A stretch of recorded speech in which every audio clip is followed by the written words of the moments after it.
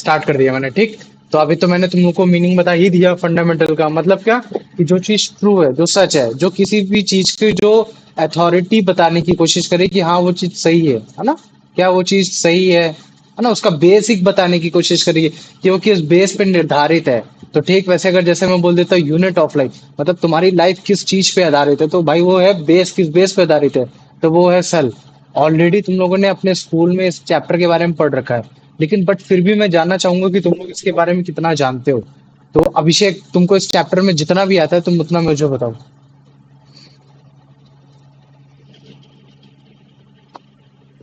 जो इस भी वर्ड्स चैप्टर में आते हैं, जो भी सेल वर्ड के आता है, बारे में बताया गया है कि सेल के इनसाइड क्या होता है, सेल जैसे के ऊपर कवरिंग क्या होती है। कवरिंग नहीं, वर्ड बोलना है बेटा। जैसे तुमने बोला सेल के ऊपर कवरिंग, ठीक है, सेल कवरिंग में बोल दे रहा, और बोलो। और जो भी वर्ड आते हैं, अब यश अनंत तुम सब एक साथ बोल सकते हो। बताओ जो भी तुम्हें वर्ड आता हो इस चैप्टर से रिलेटेड, या कुछ भी आता हो तुम बोलो, अपने मन सेल से बोलो। थ्योरी। सेल थ्योरी हो गया, वेरी गुड, और सोचो। और भैया अलग अलग टाइप के माइक्रोस्कोप्स जिनसे हम वेरी सेल के गुड, अलग अलग पार्ट्स को चलो देख सकते हैं। माइक्रोस्कोप्स हो गए, और भैया न्यूक्लियस, सेल का ब्रेन, और भैया वेरी गुड, जो बोलते रहो, कोई सेल दिक्कत नहीं। मेम्ब्रेन, न्यूक्लियस, सेल मेम्ब्रेन, और यूकैरियोटिक सेल्स और प्रोकैरियोटिक सेल्स। ठीक है, very good, eukaryotic cell versus prokaryotic cell, और बेटा बोलो। Active passive. क्या? भैया अच्छा, एनिमल सेल वर्सेस अच्छा, प्लांट सेल। एनिमल, और क्या चीज? Plant cell. प्लांट सेल, और बेटा तुमने क्या बोला Abhishek? Active active passive, passive. Very good, active passive, और आनंद तू भी बोलो बेटा, कुछ भी, जो भी आता हो इस चैप्टर के बारे में, जो कुछ भी आता हो, चाहे एक भैया वर्ड क्यों। पढ़ाई करके से थोड़ा बहुत याद है कि हाँ वो कोई बात नहीं, प्लांट सेल पे वो कवरिंग होती है। वो सेल मेम्ब्रेन हो गया, और सोचो, और जो कुछ भी आता हो। और प्लाज्मा मेम्ब्रेन। प्लाज्मा मेम्ब्रेन, चलो ठीक है, और वर्ड बोलो। Cell organelle. Cell organelle, E ER. यार एंडोप्लाज्मिक रेटिकुलम जिसका वर्ड होता है ना, सेल ऑर्गेनेली हो गया, ठीक। और सोचो। Smooth Golgi apparatus. Endoplasmic reticulum. क्या चीज?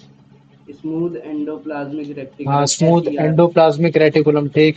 Golgi apparatus, Golgi. और सोचो।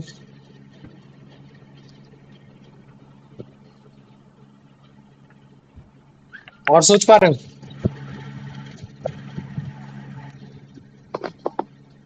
भैया डिफ्यूजन। डिफ्यूजन हो गया, चलो ठीक, ये भी वेरी गुड, और सोचो।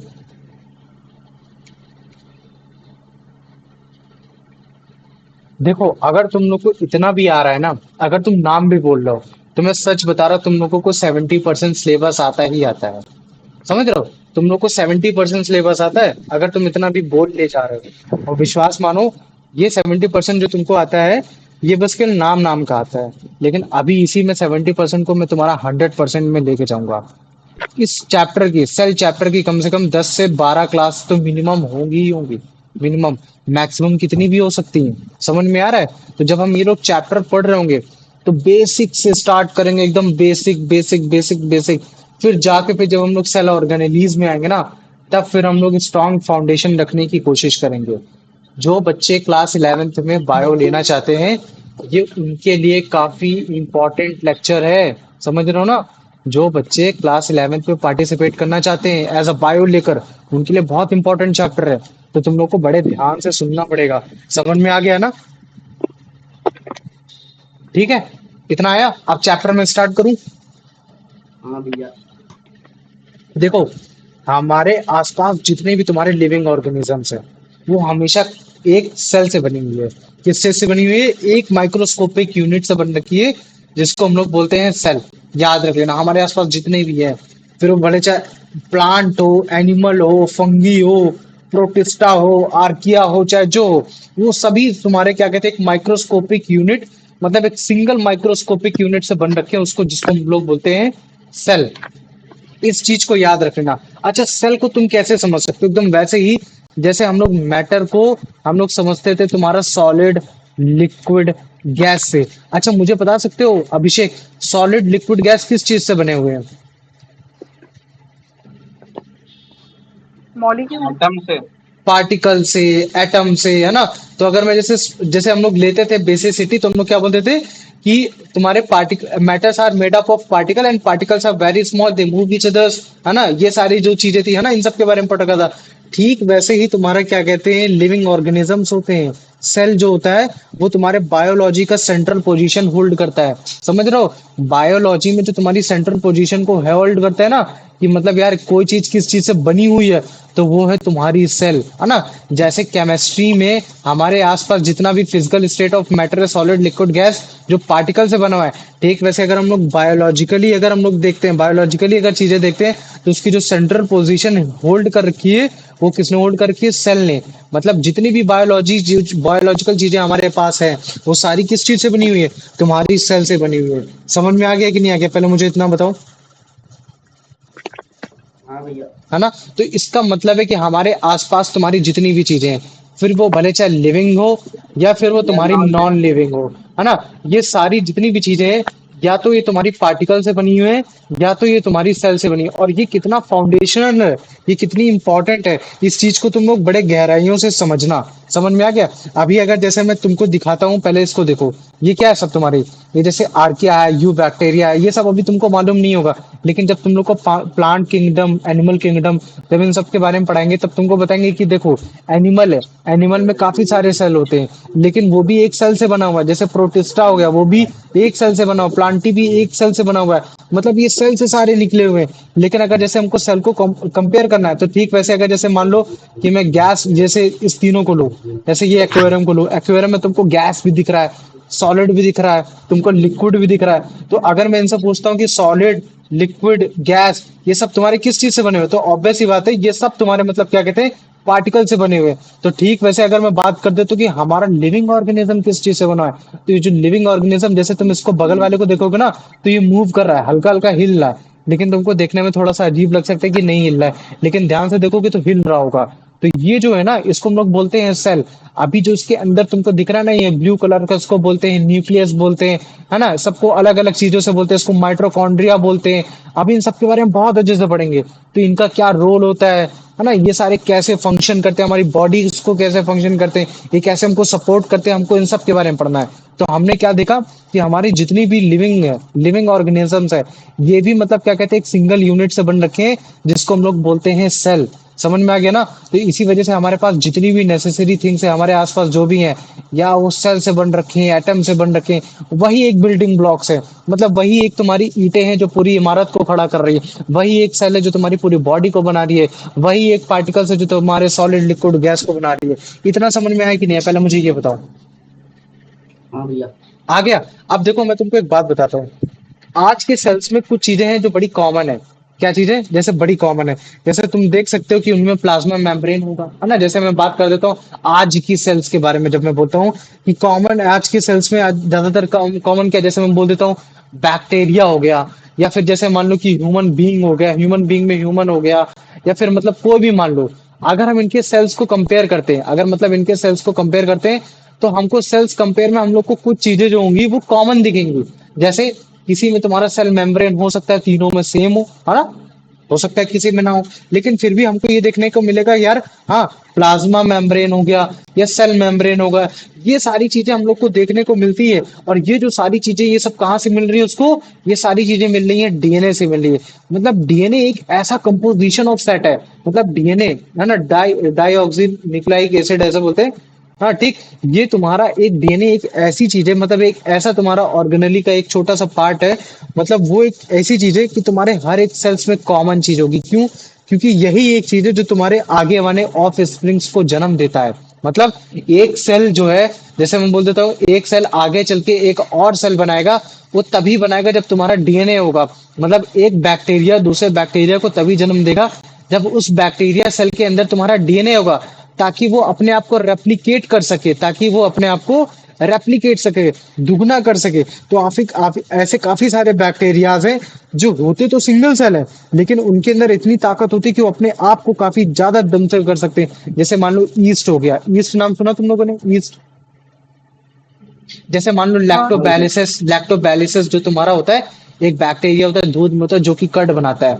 हम उसमें अगर एक दो डालेंगे ना, तो हम आगे चल के 1 घंटे बाद 10 घंटे बाद देखेंगे तो उसमें लाखों करोड़ों हो जाएंगे। तो ये सब कैसे हो रहा है, वो अपने आप को कैसे एकदम मतलब सेल्फ रेप्लिकेशन करे जा रहे हैं, मतलब इतनी ज्यादा मतलब क्या कहते हैं कि इतनी ज्यादा मतलब मल्टीप्लिकेशन करे जा रहा है। वो क्यों कर पा रहे हैं, क्यों? क्योंकि उनके पास डीएनए जैसी फॉर्मेशन, जैसे डीएनए जैसा फॉर्मेशन है, डीएनए जैसी नॉलेज है, ये सारी चीजें। तो हमने ये देखा। अगर चलो मान लेते मैंने बोला यीस्ट बोल दिया, या फिर मान लो कि मैंने आर्की बैक्टीरिया बोल दिया। आर्की बैक्टीरिया भी एक बहुत छोटा सा बैक्टीरिया होता है, ठीक है। या फिर चलो मैंने बोल दिया कि मतलब क्या कहते हैं तुम्हारा यू बैक्टीरिया हो गया, या प्रोटोजोवा हो गया। ये सारे तो तुम्हारे सिंगल सेल ऑर्गेनिज्म है एक तरीके के, मतलब सिंगल सेल से है। ये तो चलो ठीक है। सर क्या कॉम्प्लेक्स ऑर्गेनिज्म में भी ये चीज होता है क्या? बिल्कुल होता है। कॉम्प्लेक्स ऑर्गेनिज्म क्या बोल सकते हैं, जिनमें मतलब काफी सारे सेल पाए जाते हैं। जैसे example human being, human being में काफी सारे सेल पाए जाते कि नहीं पाए जाते? स्पर्म सेल अलग हो गया, हाँ तुम्हारा मसल सेल्स अलग हो गए, ये सारे सेल्स अलग हो गए। हमने देखा है कि जो हमारी बॉडी होती है, बॉडी में जो हम लोग मसल्स शो करते हैं, बाइसेप्स दिखाते हैं, वहां की सेल अलग होती है। जब वो सेल एक साथ मिलती हैं तब वो जाके टिश्यू बना लेती हैं, और फिर वो टिश्यू जाके वो अपना एक अलग वर्क करती है, फंडामेंटल वर्क अलग होता है। जैसे मैं बोल देता हूँ हार्ट मसल्स, हार्ट मसल्स किससे बनी? तुम्हारी हार्ट सेल से बनी है ना। हार्ट मसल्स को हम लोग टिश्यू भी बोल सकते हैं कि हार्ट टिश्यू तुम्हारी किससे बनी है? हार्ट सेल से बनी है। क्या आप मुझे बताओ, अगर जैसे मैं बोल देता हूँ तुम्हारा स्पर्म सेल, तो क्या स्पर्म सेल और हार्ट सेल एक जैसा होगा क्या? नहीं होगा। तो हम ये देख रहे हैं कि कॉम्प्लेक्स ऑर्गेनिज्म जो होते हैं, जो हमारी बॉडी है, जैसे जो हमारी बॉडी है उसमें जो अलग अलग जो टिश्यूज देख रखे हैं, जैसे मैं अगर जैसे इंसान बनाता हूँ, तो इंसान का हाथ में जो बाइसेप्स दिख रहे हैं वो अलग होंगे, पैर के बाइसेप्स अलग होंगे, हार्ट के बाइसेप्स अलग होंगे, आईज के बाइसेप्स मतलब सॉरी आईज में जो होंगी मसल्स वो अलग होगी। उन सबके सेल अलग अलग होंगे, और वही सेल मिलकर बनाते तुम्हारे टिश्यू, और वही टिश्यू तुम्हारे काम क्या करते, एक साथ मिलने का काम करके और वो वर्क करते हैं। तो इसका मतलब मैं बोल सकता हूँ कि जैसे मान लो कि जो तुम्हारा सेल होता है, सेल से मिलकर क्या बनता है मुझे बताओ? सेल से मिलकर क्या बनता है? तुम्हारा टिश्यू बनता है। और वही टिश्यू तुम्हारा क्या मिलकर बना देता है कि टिश्यू बोल देता है कि यार मेरा काम तो भाई, मेरा मतलब काम है कि मतलब बॉडी को रिलैक्स करना, हार्ट को बीट करना, ये सब करना। तो वो सारी चीजें करता है। तो मान लो कि हमारे बॉडी में मिलियन ऑफ सेल्स है, 2 बिलियन, ऐसे कोई 2 बिलियन सेल है, लेकिन वो 2 बिलियन सेल्स जो है वो सारे एक काम नहीं करते। उन लोगों ने अपने काम को बांट रखा है। मतलब सेल भी अपना लेबर्स करती है, लेबर वर्क करती है, कि मतलब सेल ने अपना अपना काम एकदम अपने अपने तरीके से बांट रखा है। समझ में आ रहा है ना? अगर जैसे मान लो, अब जैसे अगर मैं बोल देता हूँ यूनिसेलुलर और मल्टी सेलुलर के सेंस में डिवाइड कर देता हूँ। अच्छा जैसे मुझे बताओ, अगर मैं जैसे यूनिसेलुलर बोलता हूँ तो इसका मतलब तुम लोग क्या समझते हो? Single cell. मतलब एक ऐसा ऑर्गेनिज्म जिसके जो एक सेल में ही चीज है। अच्छा अभी जब मैं तुमको eukaryotic, prokaryotic, unicellular, multi cellular पढ़ाऊंगा, तब मैं तुम्हें इस चीज को और अच्छे से पढ़ा दे रहा। लेकिन अभी तुम इतना जानो कि मतलब एक ऐसा ऑर्गेनिज्म जो एक सेल में भी जिंदा है, मतलब जो चीज ह्यूमन बॉडी पूरे मल्टी सेलुलर में कर रही है, मतलब वो तुम्हारा मतलब वही काम वो एक सेल से भी कर ले जा रहा है। तो उसका एग्जांपल हम लोग अमीबा भी ले सकते हैं। तो अगर मैं यूनिसेलुलर सेल की बात करता हूँ, तो ये जो इसका जो सेल होगा उसमें भी लेबर ऑफ डिवीजन देखने को मिलेगा। मतलब सेल के अंदर जो काम है उन लोगों ने आपस में डिवाइड कर रखा है कि भाई मेरे, तुम जो खाना बाहर से आ रहा होगा तुम उसको पचाओगे, तुम यार उसको डाइजेस्ट करोगे, तुम उसको एक्सक्रीट करोगे, ये सारी चीजें होंगी।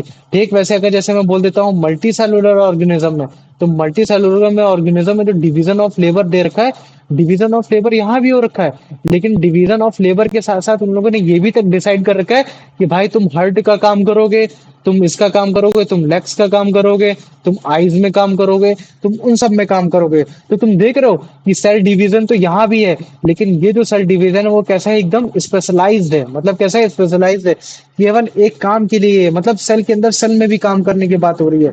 और ये जो तुम्हारे यहाँ जो लेबर ऑफ डिवीजन हो रहा है, इसमें सिंगल सेल में ही तुम्हारा मतलब सारी एक्टिविटी, होल लाइफ एक्टिविटी सारी चल रही है। मुझे बताओ पहले इसमें किसी को कोई डाउट है? इसमें हल्का सा भी किसी को कोई डाउट नहीं भैया। नहीं है? तो जैसे मान लो कि जब हम लोग रिप्रोडक्शन करते हैं ना, जब रिप्रोडक्शन करते हैं, जब हम लोग ऑफस्प्रिंग को जन्म देते हैं, तो जो मल्टी सेलुलर ऑर्गेनिज्म होता है उसमें हमको मतलब क्या कहते हैं, जर्म सेल्स चाहिए होते हैं ना।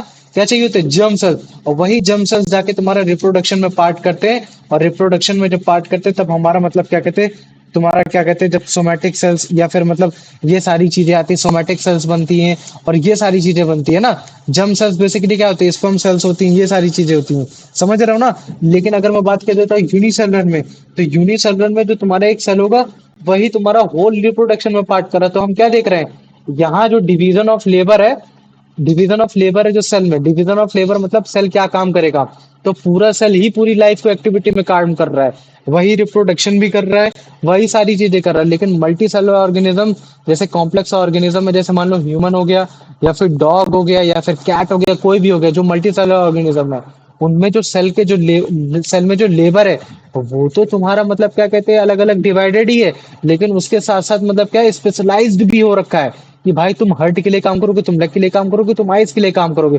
जैसे जर्म सेल्स का काम क्या है कि भाई तुम रिप्रोडक्शन में काम करोगे, तुम सोमैटिक सेल्स बनाने में काम करोगे, इन सब में काम करोगे। समझ में आ रहा है ना।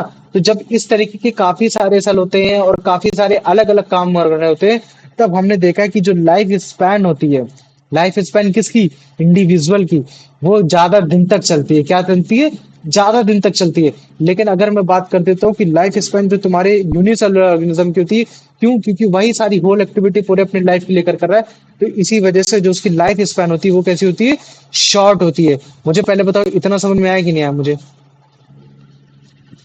इतना समझ में आया, हाँ भैया। इतना आया। देखो आया भी नहीं है तो भी कोई बात नहीं, अभी इतने और अच्छे से बताऊंगा कि ऑटोमेटिक सारी चीजें और ऑटोमेटिक समझ में आने लगेंगी। ठीक है, आनंद समझ में आ रहा है बेटा। कोई भी डाउट होगा ना तो खुल के एकदम दिमाग लगा के पूछोगे कि भैया ये चीज नहीं समझ में आया, वो चीज नहीं समझ में आया। ठीक है, ज्यादा से ज्यादा क्या होगा, मुझे नहीं आएगा, है ना, मैं सर्च करके बता दूंगा, कोई दिक्कत नहीं। ठीक है, तो ये देखो, ये जो तुम देख रहे हो ना, ये जो सेल है, ये सेल के अंदर तुमको क्या दिख रहा है, ये डीएनए दिख रहा है, और यही डीएनए तुम्हारा क्या करता है, फिर आगे जाके ऑफ स्प्रिंग्स को इंफॉर्मेशन देता है कि भाई साहब ऐसे काम करना है, वैसे काम करना है। तो अगर देखो मैं इसी को स्ट्रेच कर दे रहा है ना, तो ये डीएनए है, ये डीएनए ऐसा फॉर्म में था। और दिक्कत मत लो, मैंने न्यूक्लियस के अंदर डीएनए और उसके अंदर बहुत सारी चीजें मैंने तुमको पढ़ा रखी हैं, कैसे डीएनए ब्रेक होता है, ये सारी चीजें बहुत अच्छे से पढ़ा रखी है। अभी केवल मतलब तुमको इमेज याद रहे तो मैंने तुमको दिखा दी कि ये देखो जैसे ट्रू स्टैंड होते हैं, मतलब दो दो इस तरीके से वो होंगे, मतलब क्या कहते हैं, दो लाइन जाएंगी, हाँ ठीक है, इस तरीके से जाएंगी, और इनमें जो ये जो लाइंस गई हैं, इस तरीके से तुम समझ जाना कि तुम्हारे डीएनए के फॉर्मेशन की बात कर रहा है। ठीक है, तो ये देखो, अगर जैसे तुम ये नीचे वाले ऑर्गेनिजम्स को देख रहे हो, ये क्या कर रहे हैं, ये आपस में ये अपने अपने सेल्फ रेप्लिकेशन करे ले जा रहे हैं, है ना। क्या कर रहे हैं, अपने आप में सेल्फ रेप्लिकेशन करे जा रहे हैं। तो ये क्यों कर पा रहे हैं, क्यों, क्योंकि इनके अंदर एक कॉमन फंडामेंटल है जो हो रखा है, वो क्या है, तुम्हारा डीएनए। डीएनए तुम्हारा प्लाज्मा मेम्ब्रेन से कोटेड होता है, मतलब इसके ऊपर एक प्लाज्मा मेम्ब्रेन होती है, और इसका काम ये होता है कि अपने ऑफस्प्रिंग्स को बनाने के लिए मदद करना, अपनी इंफॉर्मेशन देना कि तुमको क्या काम करना है, तुमको क्या काम नहीं करना है। तो ये देखो, जैसे मान लो कि काफी सारे ऑर्गेनिजम्स हैं, जैसे बैक्टीरिया हो गया, उसमें से आर्की बैक्टीरिया, यू बैक्टीरिया, फिर प्रोटोजोआ में तुम्हारा अमीबा हो गया, ईस्ट हो गया, ये सारे तो सिंगल सेल होते हैं, इन सभी को मतलब हम लोग यूनिसेलुलर बोलते हैं। लेकिन ये सारे कैपेबल होते हैं सेल्फ रेप्लिकेशन के लिए। तो ये सेल्फ रेप्लिकेशन क्यों कर पा रहे हैं, क्यों, क्योंकि इनके पास डीएनए है, इनको मालूम है कि इनको आगे क्या काम करना है, क्या काम नहीं करना है। लेकिन अगर मैं जैसे देता हूँ कॉम्प्लेक्स ह्यूमन बॉडी, तो जैसे कॉम्प्लेक्स ऑर्गेनिज्म में क्या हो जाएगा, ह्यूमन बॉडी हो जाएगा। तो उसमें ये देखो, ये जो बाइसेप्स दिखा रहा है, इस बाइसेप्स में अलग सेल होंगे। लेकिन अगर मैं जैसे ये देखो, ये कैसे दिखा रहा है, ये इसके लेग्स के, इन सब के अलग अलग जगह के सेल्स दिखा रहा है। तो हम क्या दिखा रहे हैं कि जो तुम्हारे कॉम्प्लेक्स ऑर्गेनिज्म होते हैं, जैसे ह्यूमन बॉडी हो गया, उन सब में भी तुम्हारे सेल होते हैं, लेकिन वो सब कैसे होते हैं, वो एक कोऑर्डिनेटेड मैनर्स में होते हैं। कुछ सेल कहीं ही पाए जाएंगे, ऐसा नहीं होगा कहीं भी सेल कहीं भी पाया जा रहा है। समझ में आ रहा है कि नहीं आ रहा, पहले मुझे ये बताओ। हम्म, इतना है कि नहीं है, पहले मुझे ये बताओ। और इन सब का अलग अलग एक एक पर्टिकुलर टास्क होता है। जैसे मान लो कि ये तुम्हारा मसल सेल्स का टास्क है कॉन्ट्रैक्शन, और तुम्हारा क्या कहते हैं कॉन्ट्रैक्ट करना, फिर रिलीज करना, रिलैक्स करना। ठीक वैसे तुम्हारे लेग्स मसल का काम है आगे मूव करना, ये सब करना। ठीक है, तो ये सब उन लोगों ने अपने अपने सेल को क्या कर रखा है, अपने अपने अलग अलग चीजों के लिए अलग अलग डिजाइन हो रखे हैं। समझ में आ रहा है कि नहीं आ रहा है, हाँ, इतना समझ में आया कि नहीं आया, पहले मुझे ये बताओ। और यही जो अलग अलग चीजें हैं, जो अलग अलग सेल है, यही अलग अलग सेल करने की क्या कोशिश करते हैं, न्यूट्रिशन, कुछ न्यूट्रिशन लेते हैं, कुछ रेस्पिरेशन में मदद करते हैं, कुछ ग्रोथ में मदद कर देते हैं, कुछ रिप्रोडक्शन में भी मदद कर देते हैं ना। ये सारी चीजें होती हैं। तो अगर देखो, हम देखो जो सिंगल सेल है, सिंगल सेल भी यही करता है, सिंगल सेल भी तो रिप्रोड्यूस करता है। अमीबा भी अपने जैसे एक अलग अमीबा बना लेता है ना। प्रोकैरियोटिक सेल भी अपने जैसे अपना एक अलग सेल बना लेते हैं। तो इसका मतलब हम लोग क्या कह सकते हैं कि जो सिंगुलर सेल है वो भी तुम्हारे मल्टी सेलुलर ऑर्गेनिज्म ही जैसे हैं। वो भी मतलब क्या एक फुल ऑर्गेनिज्म है। मतलब अगर जैसे हम बोलते थे ऑर्गेनिज्म, लिविंग ऑर्गेनिज्म, तो हमारे माइंड में आता है भाई ह्यूमन बॉडी, या तुम्हारे डॉग्स हो गए, कैट्स हो गए, ये सब हो गए। लेकिन तुम्हारे ऑर्गेनिज्म जो होते हैं वो तुम्हारे सिंगल सेलुलर ऑर्गेनिज्म भी हो सकते हैं, जो सिंगल सेल से बने हुए। और उसके सबसे बेस्ट एग्जांपल है जैसे ईस्ट हो गया, तुम्हारा अमीबा हो गया, ये सारी चीजें हो गई। इतना समझ में आया कि नहीं आया, पहले मुझे ये बताओ। हम्म। कुलदीप, आया समझ में बेटा? हाँ भैया। आ गया। चलो ठीक है, अब देखो इसका कंपेयर करते हैं। अच्छा मुझे बताओ, अगर यूनिसेलुलर ऑर्गेनिज्म एक सिंगल सेल से बना हुआ है, तो मल्टी सेलुलर ऑर्गेनिज्म में कितने सेल होंगे? एक सेल होगा या एक से ज्यादा होगा? मल्टीपल। मल्टीपल सेल होंगे। Very good. अब यश मुझे ये बताओ, जो सिंगल सेल होंगे उसमें सारे एक्टिविटीज काम कर रही होंगी, है ना? तो ठीक वैसे अगर जैसे मान लो जो सिंगल सेल्स होंगे तुम्हारे मल्टी सेलुलर में, एक काम कर रहे होंगे या फिर सबका अलग अलग काम डिसाइडेड होगा? भैया मल्टी सेलुलर में ऐसा भी हो सकता है कि सब वैसा ही काम कर रहे हो, या हाँ, फिर ऐसा भी हो सकता है कि सब अलग अलग काम कर रहे हो, किसी का कोई काम वेरी नहीं। गुड। जैसे तुम्हारा स्पर्म सेल है, उसका काम एक ही है, वो अलग अलग काम नहीं कर सकता, है ना? मतलब एक एक साथ मिलकर काम नहीं कर सकते। स्पर्म सेल एक सिंगल सेल है जो कि मतलब क्या कर सकते हैं, बड़े आसानी से रिप्रोड्यूस करने में काम आता है, ठीक। तो अगर जैसे हम बोलते तो यूनिसेलुलर, तो यूनिसेलुलर में कोई भी तुम्हारा डिवीजन ऑफ लेबर नहीं होता। जितना भी तुम्हारा डिवीजन ऑफ लेबर होता है वो तुम्हारे सिंगल सेल के अंदर होता है। मतलब समझ रहे हो, सेल के अंदर डिवीजन ऑफ लेबर होता है। लेबर डिवाइड नहीं कर रहा अपने आप को, क्यों? क्योंकि एक ही सेल है। तो डिवीजन क्या करेगा, अलग अलग काम क्या करेगा? तो इसी वजह से जो भी एक्टिविटीज हो रही हैं वो सारी तुम्हारे सेल के अंदर ही हो रही हैं। लेकिन अगर मैं मल्टी सेलुलर की बात कर देता हूँ, तो मल्टी सेलुलर में तो भाई सेल ऑफ डिवीजन अलग अलग काम कर रहे हैं। हर सेल अपना अलग काम कर रहा है। तुम्हारा मतलब क्या कहते हैं कि तुम्हारा मसल सेल्स अपनी अलग काम कर रही है, आईज वाली सेल्स अलग काम कर रही है ना, लेग्स की सेल्स एकदम अलग काम कर रही है। इतना समझ में आ रहा है ना? ठीक वैसे अगर मैं बोल देता हूँ, तुम्हारा क्या कहते हैं कि वो हो गया तुम्हारा मतलब रिप्रोडक्शन हो गया। तो जो तुम्हारा यूनिसेलुलर ऑर्गेनिज्म होता है उसमें तो सिंगल सेल ही तुम्हारे रिप्रोडक्शन में काम आ जाता है। लेकिन जैसे मल्टी सेलुलर में हमने अभी पढ़ा कि जो तुम्हारा सेल होता है वो अपने डिफरेंट डिफरेंट फंक्शन के लिए डिफरेंट डिफरेंट तरीके से स्पेशलाइज्ड होता है। तो इसी वजह से अगर मैं बोलूँ रिप्रोडक्शन के लिए कौन सा काम आता है, तो वो है तुम्हारा जर्म सेल्स। रिप्रोडक्शन में जो काम आता है वो तुम्हारा कौन सा होता है? जर्म सेल्स हो गया। इतना समझ में आ गया कि नहीं आ गया? अब मुझे अच्छा बताओ, लाइफ स्पैन किसकी सबसे ज्यादा होती है, मल्टी सेलुलर की होती है या फिर यूनिसेलुलर की होती है? जल्दी बताओ। Multi cellular. Multi cellular, very good, है ना? तो ये देखो, जो तुम्हारी यूनिसेलुलर है उसकी लाइफ स्पैन कैसी है? एकदम शॉर्ट हो रखी है। लेकिन जो तुम्हारी क्या कहते हैं जो मल्टी सेलुलर की होगी वो तुम्हारी कैसी होती है? थोड़ी सी लॉन्ग होती है, क्यों? क्योंकि डिवीजन ऑफ लेबर हो रखा होता है, सब अपने अलग अलग काम में अपना अलग अलग व्यस्त होते हैं। तो ज्यादा एनर्जी की रिक्वायरमेंट उतनी ज्यादा होती नहीं, होती है तो हम लोग अपना कंज्यूम कर लेते हैं। लेकिन जो तुम्हारी यूनिसेलुलर ऑर्गेनिज्म होता है, उसी सेल को रिप्रोडक्शन भी करना, उसी सेल को फूड को भी डाइजेस्ट करना, उसी चीज को सारी चीजें करना है। तो यहाँ तो डिवीजन ऑफ लेबर हो ही नहीं रहा है ना? बस सेल क्या कर रहा है, पूरा काम अपना कर रहा है। लेकिन मल्टी सेलुलर में तो सेल तो डिवाइड भी कर रहा है, अपना लेबर्स को डिवाइड कर रहा है, इवन विद इन सेल भी कर ले रहा है अच्छे से, है ना? कि चल मेटाबॉलिज्म के लिए तो माइट्रोकॉन मतलब ये अलग चीज हो जाएगा, एनर्जी के लिए माइट्रोकॉन्ड्रिया हो जाएगा, है ना? तुम्हारा राइबोसोम्स के लिए न्यूक्लियस वो हो गया, ये सारे हो गए। गोल्गी ऑपरेटस अपना अलग काम कर रहा है। ये सारी चीजें जो अभी मैं वर्ड्स बोल रहा हूँ ना, अभी इन सबको बहुत अच्छे से पढ़ूंगा। तभी मैंने बोला था कि तुमने 70% सिलेबस पढ़ रखा है, क्यों? क्योंकि तुम लोग को ऑलरेडी थोड़े बहुत वर्ड आते हैं। तो अभी तक ये बताओ, इसमें किसी को कोई भी डाउट है? इसमें अभी तक जितना भी मैंने पढ़ाया नॉर्मल सी चीज पढ़ाई, कोई ज्यादा पढ़ाया नहीं है। इसमें किसी को कोई भी डाउट है? अनंत बेटा, तुम्हें कोई डाउट है? नहीं। नहीं है? चलो ठीक है। अभिषेक, इसका आंसर दूं? Which one of the following statement is true regarding unicellular organisms? They consist of large number of cells. All activities of human, all activities of organisms are performed by single cell. Cell are specialized to perform different functions, showing a division of labor. Reproduction involves only germ cells with somatic cells remaining intact. बताओ क्या होगा? Option B. Option B, है ना? All activities of the organism are perform by the single cell. चलो कुलदीप, बता बेटा इसका answer.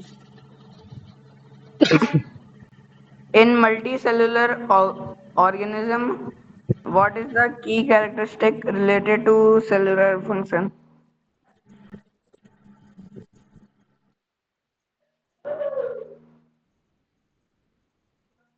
पढ़ना भी है bro. A single cell perform all life activities. There is no division of labor within cells. Cells are specialized to. Yeah, option C. है ना, पूरा पढ़ो पूरा पढ़ो पूरा पढ़ोगे तो याद हो जाएगी चीजें। Cells are specialized to perform different functions, leading to division of labor.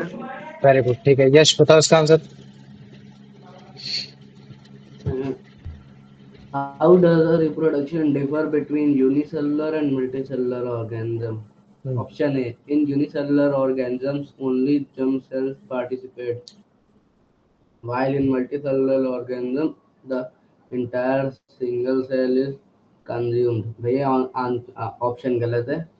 Very good, In आगे बढ़ो। unicellular, a single cell is consumed for reproduction, whereas in multicellular organisms only some germ cells take part. भैया ये वाला option सही हो सकता है। Reproduction option C, reproduction is same in both, involving the specialization of cells। भैया गलत option है। Unicellular organisms have longer lifespan due to their reproductive method। भैया ऑप्शन डी भी गलत है, तो भैया ऑप्शन बी सही है। वेरी गुड, भी सही है। चलो अनंत, इसको बता दो बेटा। नहीं है वो। नहीं है तो चलो ठीक है, तुम बताओ। Which statement correctly describes the division of labor in organisms? Unicellular organisms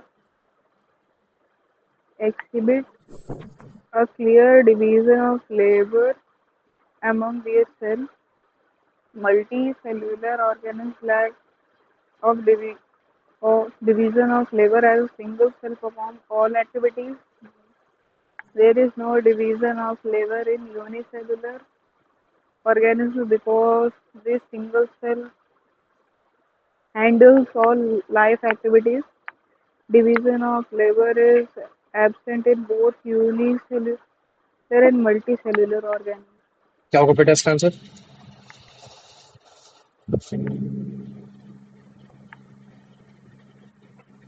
Option B, multicellular organisms lack of division. Kuldeep तुम बताओ, नहीं इसमें क्या पूछ रहा है? डिवीजन ऑफ लेबर से रिलेटेड पूछ रहा है। तुममें से कौन सी चीज सही है? तुमने बी बोला।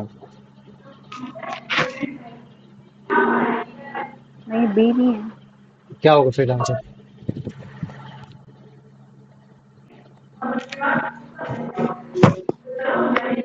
डिवीजन ऑफ लेबर जो होता है, सुनो मेरी बात सुनो, डिवीजन ऑफ लेबर जो होता है तुम्हारा यूनिसेलुलर ऑर्गेनिज्म में नहीं होता। क्यों? क्योंकि पूरा सेल ही तुम्हारी सारी एक्टिविटीज को कर रहा होता है, लेकिन मल्टी सेलुलर ऑर्गेनिज्म में तुम्हारा डिवीजन ऑफ लेबर होता है। कोई सेल तुम्हारे हार्ट सेल्स में काम आएंगी, कोई सेल्स तुम्हारे आईज में काम आएंगी, कोई सेल्स किसी उसमें काम आएंगी। ठीक है, तो इसका आंसर होगा सी। कुलदीप अब इसका आंसर बताओ बेटा।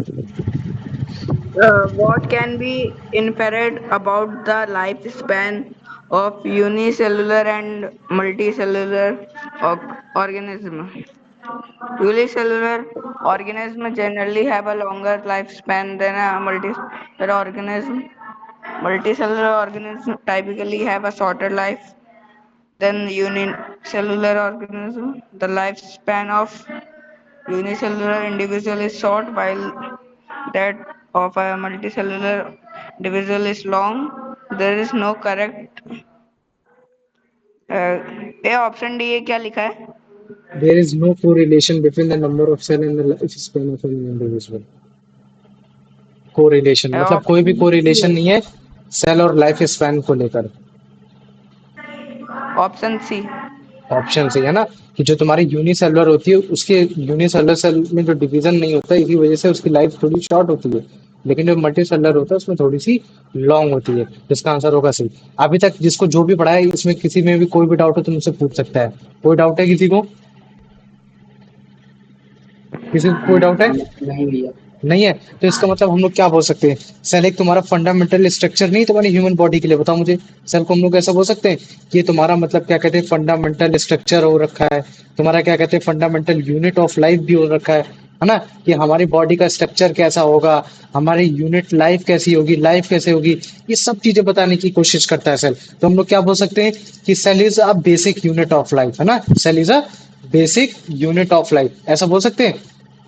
बताओ, बोल सकते कि नहीं बोल हाँ सकते? भैया। अब हम लोग क्या पढ़ने वाले हैं कि यार सेल की डिस्कवरी कैसे होती है एक्चुअली में। स्टार्टिंग में कौन वो इंसान था जिसने मतलब क्या कहते हैं डिस्कवरी ऑफ सेल, मतलब सेल की डिस्कवरी की थी? तो देखो, जो तुम्हारे क्या कहते हैं 1665 में, 1665 में रॉबर्ट हुक थे। उन्होंने क्या किया था, मतलब क्या कहते हैं कॉर्क, पेड़ के एक हिस्से को, जो छाल होती है उसको निकाला, और उन्होंने अपने बिना सेल्फ डिजाइन, मतलब क्या कहते हैं सेल्फ डिजाइन माइक्रोस्कोप में उसको थोड़ा सा जूम किया। तो जब जूम किया तो उन्होंने देखा कि यार कुछ हनी कॉम जैसे मतलब कंपार्टमेंट बन रखे। कैसे बन रखे? हनी कॉम जैसे कंपार्टमेंट। हनी कॉम मतलब समझते हो ना, जैसे शहद जो छत्ता होता है, छत्ते के अंदर जैसे मतलब एक कंपार्टमेंट बने होते हैं, तो वो सब बन रखे। तो उन्होंने उसी हनी कॉम, तुम्हारे क्या कहते हैं वो जो मतलब स्ट्रक्चर बन रखा था, उन्हीं कंपार्टमेंट को उन्होंने बोल दिया था सेल। तो अब तुम्हारे दिमाग में आना चाहिए थे यार उन कंपार्टमेंट को सेल क्यों बोल दिया था? क्योंकि सेल लैटिन वर्ड में बोला जाता है लिटिल रूम को। क्या बोला जाता है? लिटिल रूम को। तो पहले के जमाने में जो रोम में कैथोलिक्स वगैरह में जो रहते थे, उनके लिए छोटे छोटे रूम डिवाइडेड होते थे। तो उन्होंने उनको जब उन्होंने देखा तो उनको लगा कि यार ये रूम है, ये क्या है, ये रूम है। तो उसी वजह से उनका उनका नाम दे दिया था, सेल दे दिया था। तो समझ में आ गया कि नहीं आ गया? पहले मुझे इतना बताओ। अब लेकिन ये देखो, मैं तुमको ये बता दे भैया रहा, ये जो सेल की जो उन्होंने खोज की थी रॉबर्ट हुक ने, ये जो कॉर्क में जो चेक किया था, ये जो सेल था ये डेड सेल था। कैसा था तुम्हारा? ये डेड सेल था। इस चीज को याद कर लेना। हाँ हाँ, मुझे बताओ क्या डाउट है बेटा?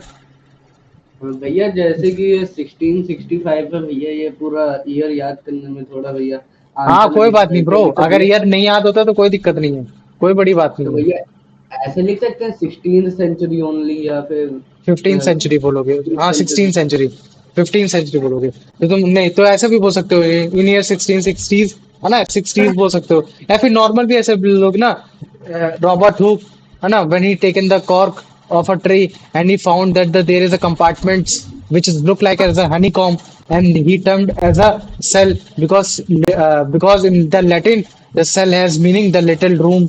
बस सीधा बात, काम खत्म, है ना। इतना से अगर तुमको ईयर भी नहीं याद होते तो भी कोई दिक्कत नहीं है, अगर याद हो जाते तो बात सही है, कोई बात नहीं, है ना। तो ये देखो, ये तुम्हारे कौन है? ये तुम्हारे रॉबर्ट हुक है। कौन है ये तुम्हारे? Robert Hooke. और इन्होंने जो तुम्हारा सेल डिजाइन जिससे सेल देखा था, वो इनका ये कुछ इस तरीके से दिखता है। मतलब क्या दिखता है? इनका माइक्रोस्कोप था। लेकिन अगर इनका माइक्रोस्कोप के बारे में और अच्छे से देखना है तो ये देखो, ये कुछ ऐसा माइक्रोस्कोप इनका दिखता था। देखो, इन्होंने खुद सेल्फ डिजाइन कर रखा था। ये तो काफी अच्छे से बना दिया, है ना। ल- दिख रहा है? जब तुम लोग क्लास 10th में आओगे तब मैं तुमको इसका सारे बताऊंगा, ये कौन सा तुम्हारा लेंस है, इसमें तुम्हारा कॉन्वेक्स लेंस है या कॉनकेव लेंस है, ये सारी चीज होगी ना। तो ये देखो, ये तुम्हारा रॉबर्ट हुक का माइक्रोस्कोप था जिसकी थ्रू उन्होंने मतलब क्या कहते हैं सेल के बारे में निकाला था। और देखो देखो, उन्होंने जब सेल को देखा था तो सेल कुछ ऐसे लग रहा था, ये तुम देख रहे हो कॉर्क के जो सेल हैं, ये कुछ ऐसे लग रहा है कि हनी कॉम जैसे लग रहे हैं, है ना। ये कैसे लग रहे हैं? एकदम ये हनी कॉम जैसे लग रहे हैं। तो उन्होंने वो दिया था। लेकिन देखो, अगर आज के टाइम में अगर हम लोग आज के टाइम में अगर कोई सेल को देखने की कोशिश करते हैं तो देखो आज के टाइम में कैसे सेल दिख रहा है। लेकिन ये जो हम लोग आज के टाइम में माइक्रोस्कोप में जो सेल चेक कर रहे हैं वो एक तुम्हारा लिविंग सेल है। कैसा है? तुम्हारा लिविंग सेल। तो इसी वजह से तुमको देखना, ये जो ब्लैक कलर के जो छोटे छोटे धब्बे धब्बे दिख रहे हैं ना, ये सारे, ये तुम्हारा क्या है? ये सब न्यूक्लियस है। ये क्या है तुम्हारा? इसको न्यूक्लियस बोलते हैं। तो अभी इन सब न्यूक्लियस के बारे में भी पढ़ेंगे, इन सब के बारे में भी पढ़ेंगे। इतना समझ में आ गया कि नहीं आ गया? अभी तक मैंने जितना पढ़ाया, अभी जितना मैंने बोला। तो अभी अगर मैं जैसे बोलता हूँ कि सबसे पहले तुम्हारे डिस्कवरी ऑफ सेल में सबसे पहले सेल किसने खोजा था, तो वो थे रॉबर्ट हुक। और रॉबर्ट कुक ने किस में सेल देखा था? तुम्हारे कॉर्क में। ठीक है, कॉर्क में देखा था। अपना माइक ऑफ करो जो भी बोल रहा है, ठीक है। कॉर्क में, हाँ बोलो बेटा। कॉर्क क्या होता है? कॉर्क बेटा होता है किसी भी छाल, मतलब जैसे मान लो कि तुम्हारे पेड़ की छाल को कॉर्क बोल देते हैं। समझ में आ गया? तो उसमें कॉर्क में चेक किया, ठीक है। तो उन्होंने देखा कि हनीकॉम स्ट्रक्चर हो रखा है, उसमें लिटिल लिटिल कंपार्टमेंट हो रखे हैं। इसी वजह से उसका नाम रख दिया उन्होंने सेल। क्यों? क्योंकि उसको लिटिल रूम बोला जाता है। तो पहले के जमाने में जो रहा करते थे तुम्हारे कैथोलिक्स में, ये सब तो उन्हीं के इस पे बेसिस पे था। तो उन्होंने कब खोज की थी? उन्होंने 1665 में खोज की थी, है ना। इन्होंने अपना सेल्फ माइक्रोस्कोप डिजाइन कर रखा था। तो ये उसके बारे में है। तो इतना बताओ, मुझे इतना समझ में आ गया कि नहीं आ गया? इतना आया? हाँ भैया। हाँ। इतना आ गया? तो चलो ठीक है। तो अभिषेक इसका आंसर बता बेटा। अपना माइक ऑफ कर लिया करो, जब जिसकी बारी आएगी तब वो बोलेगा। What are the fundamental structural and functional unit of living organism? Cell. क्या? सेल, वेरी गुड है ना। आसान सा है, इसको याद रखना ना। ये मैं तुमको इसी वजह से करा रहा हूँ कि ताकि तुम लोग को मीनिंग्स भी याद हो जाए। कुलदीप बताओ इसको आंसर। सर ऑप्शन भैया ऑप्शन सी। है ना, 1665 में रॉबर्ट हुक ने इसको डिस्कवरी किया था। Very good. आप आ जाओ, इसको बता दो। What did Robert Hooke observe in the cork that led to his discovery of cells? A fluid-filled sac, a honeycomb-like structure with little compartments, long thin fiber, irregular shaped blobs. भैया answer B, a honeycomb-like structure with little little compartments. Compartments, very good. चलो ठीक है, बता दो बेटा। अभिषेक इसका answer बता दो।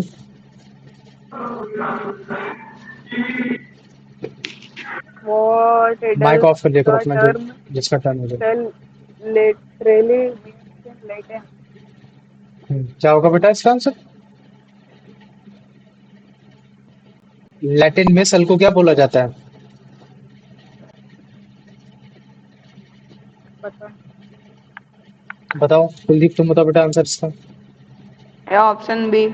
लिटिल रूम, समझ में आ गया ना? वो लिटिल रूम बोला जाता है। अभिषेक क्लास में ध्यान दो, ठीक है? चलो वो बताओ, क्या कहते हैं, यश इसका आंसर बताओ। Who is credited with the discovery of cell? भैया option D, Robert Hooke. Robert Hooke, ठीक है। तो अच्छा चलो ठीक है, हमने एक छोटी सी चीज पढ़ दी। अब हम क्या कर देते हैं, अब हम आपसे स्टार्ट करते हैं तुम्हारा सेल थ्योरी। कि यार सेल थ्योरी को लेकर क्या क्या चीज, किसने क्या क्या खोज की। तो जो तुम्हारे एग्जाम पॉइंट से इम्पोर्टेंट है, हम उन सब के बारे में बात करेंगे। तो देखो, सबसे पहले तो हम इतना जान गए कि तुम्हारे 1665 में रॉबर्ट हुक, कौन थे तुम्हारे? Robert Hooke. रॉबर्ट हुक ने क्या किया, तुम्हारी सेल की डिस्कवरी कर दी थी, है ना? सेल की डिस्कवरी कर दी थी, और सेल की डिस्कवरी करने के बाद इन्होंने क्या किया था, उसके बारे में सारी चीजें बता दी। फिर इन्होंने क्या किया, 1930, मतलब क्या कहते हैं, इन्होंने फिर ये जो सेल की डिस्कवरी की, सेल की डिस्कवरी में जो इन्होंने हनीकॉम्ब स्ट्रक्चर बताया, उस हनीकॉम्ब स्ट्रक्चर को इन्होंने जो सेल बोला, ये सब सारी चीजें की इन्होंने अपनी एक किताब में लिखा था, जिसका नाम था तुम्हारा माइक्रोग्राफिया। क्या था तुम्हारा? माइक्रोग्राफिया। इस वर्ड को भूल पाओगे? भूलोगे तो नहीं? माइक्रोग्राफिया। इसी किताब को उन्होंने 1665 में लिखा था, जिसमें उन्होंने बताया था कि मैंने कॉर्क लिया, अपने सेल्फ डिजाइन माइक्रोस्कोप में चेक किया, तो मुझे लिटिल कंपार्टमेंट्स मिले, जिसको मैंने सेल बोला। और सेल का मतलब ये होता है आपका लिटिल रूम। इतना समझ में आ गया कि नहीं आ गया, मुझे ये बताओ। और ये जो तुम्हारे रॉबर्ट हुक थे ना, ये तुम्हारे इंग्लैंड के रहने वाले थे। कहाँ के रहने वाले थे तुम्हारे? इंग्लैंड के रहने वाले थे। इतना इतना आ गया कि नहीं आ गया, जो अभी तक मैंने इतना तुमको पढ़ाया? बताओ, आया? कुलदीप आगे बेटा, इतना समझ में हाँ भैया। आ गया ना? तो अच्छा, मैंने जो बोला था रॉबर्ट हुक, तो रॉबर्ट हुक ने जो तुम्हारा कॉर्क में जो तुम्हारी जो चीजें सर्च की, जो सेल सर्च की, तो वो कॉर्क कैसा था, लिविंग था या नॉन लिविंग था? Non living. नॉन लिविंग था, है ना? तभी इसी के बाद तुम्हारा क्या हुआ, 1674 में, 1674 में एक और साइंटिस्ट है जिनका नाम था एंटोन वॉन ल्यूकॉक। ठीक है, अगर तुम इतना भी याद रख लोगे, एंटोन वॉन ल्यूकॉक, तो भी तुम्हारा काम चल जाएगा। इन्होंने क्या किया, इन्होंने माइक्रोस्कोप को और अच्छा किया। क्या किया? माइक्रोस्कोप को और बेटर किया। और माइक्रोस्कोप को बेटर करने के बाद इन्होंने किस पे सर्च किया, लिविंग सेल्स में चालू किया। कि यार जो लिविंग सेल्स है, जो मतलब क्या कहते हैं, जो जीवित लोग हैं, उन पे चेक किया है। तो इन्होंने पॉन्ड गए, पॉन्ड में सेल्स उठाए। रॉबर्ट मतलब क्या कहते हैं, फिर इन्होंने बाद में फिर क्या किया, फिर स्पर्म सेल्स के बारे में जांच करने लगे। स्पर्म सेल किस किस के चेक किए, ह्यूमंस के चेक किए, तुम्हारे डॉग्स के चेक किए, इन सब के चेक किए। तो इसका मतलब मैं क्या कर सकता हूँ, मैं अगर जैसे तुमको दिखाना चाहूँ, तो ये देखो, ये माइक्रोग्राफिया बुक है। ये कौन सी माइक्रोग्राफिया बुक है? और ये तुम्हारे एंटोन ली व्यूऑफ। और इन्होंने क्या किया, ये तुम्हारा उनका माइक्रोस्कोप था, जो कि कुछ ज्यादा ही बेटर था उस चीज से। तो तब इन्होंने इस माइक्रोस्कोप से फिर मतलब क्या किया, इन्होंने मतलब अलग अलग चीजें डिजाइन की, मतलब अलग अलग चीजें आइडेंटिफाई की। जैसे अगर मैं बोलूँ स्पर्म सेल, तो इन्होंने स्पर्म सेल डिस्कवर्ड किया अलग अलग, उसमें ह्यूमंस में चेक किया, डॉग्स में चेक किया, रैबिट में चेक किया, इन सब में चेक किया। और ये जो तुम्हारे एंटोन ल्यू ह्यूवॉक है, ये तुम्हारे डच है ना, डच के रहने वाले थे। और इन्होंने ऐसा क्यों कर पाए, क्योंकि इन्होंने अपने माइक्रोस्कोप्स को इम्प्रूव किया था, ये सारी चीजें इम्प्रूव किया था। बाद में इन्होंने फ्री लिविंग सेल्स को भी और चीजों को जाना। लेकिन अगर जैसे मैं माइक्रोग्राफिया किताब के बारे में बात करता हूँ, तो जो माइक्रोग्राफिया किताब है वो लिखी रॉबर्ट हुक ने, और रॉबर्ट हुक ने इस किताब में तुम्हारे कॉर्क के बारे में बताया। और जो कॉर्क के बारे में बताया उसमें जो हनीकॉम्ब स्ट्रक्चर, जो सेल के बारे में बताया, वो जो सेल था वो तुम्हारा एक डेड सेल था। क्या था? वो डेड सेल था। तो दो चार चीजें मत भूलना, micrographia, Robert Hooke, honeycomb structure, 1665 Anton Leeuwenhoek, तुम्हारा क्या कहते हैं 1674, है ना, स्पर्म सेल्स डिजाइन, ये सारी चीजें हो गई। अब ये देखो, हम लोग, ये तो आज का हो गया। अब मैं तुमको दिखाता हूँ कि कैसे कैसे हमारे वो जो तुम्हारे वो है माइक्रोस्कोप्स हैं, वो कैसे कैसे तुम्हारे मतलब क्या कहते हैं आजकल डेवलप्ड हो गए। ये देखो, पहले तुम्हारा माइक्रोस्कोप 1590 में कुछ ऐसा हुआ करता था, है ना, 1590 में, है ना। फिर उसके बाद ये देखो 1665 में तुम्हारे हुक साहब लेकर आ गए, है ना। इन्होंने देखो सेल को डिफाइन किया, है ना, सेल को निकाला, इसमें उन्होंने बताया, ये सारी चीजें बताई कि कैसे तुम्हारा हनीकॉम्ब स्ट्रक्चर आता है। फिर ये देखो लीवियॉक माइक्रोस्कोप पर लेकर आए इन्होंने, फिर और अच्छे से डिस्कवरी की। फिर उन्होंने लिविंग सेल्स पर निकाला, जर्म सेल्स के बारे में बताया, ये सारी चीजें की, है ना। फिर ये देखो ऑर्लियन माइक्रोस्कोप्स आया 1674 में, है ना।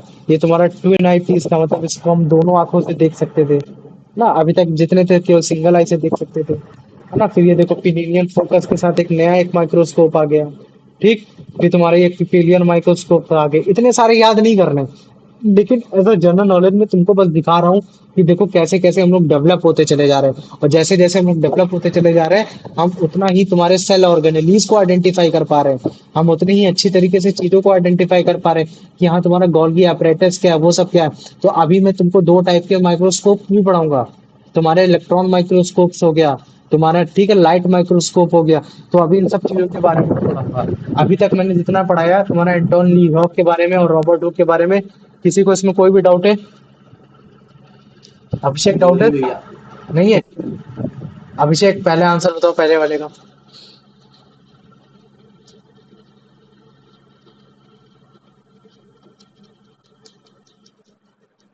Robert would publish his work on a cell in a book, Micrographia.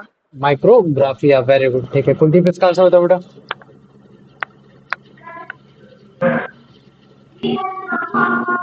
In what year did Anton von Leeuwenhoek discover free living cells in pond water?